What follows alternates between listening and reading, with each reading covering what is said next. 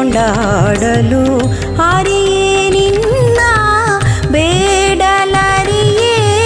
ಹಾಡಲರಿಯೇ ಬೇಡಿಕೊಂಡಾಡಲು ಹರಿಯೇ ನಿನ್ನ ಬಿಡದೆನ್ನ ಸಲಹಮ್ಮ ತಡವ ಮಾಡದೆ ಬಿಡದೆನ್ನ ಸಲಹಮ್ಮ ತಡವ ಮಾಡದೆ ಕಡೆಗಣ್ಣಲೊಮ್ಮೆ ನೋಡಮ್ಮ ತಾಯೇ ಕಡೆಗಣ್ಣಲೊಮ್ಮೆ ನೋಡಮ್ಮ ತಾಯೇ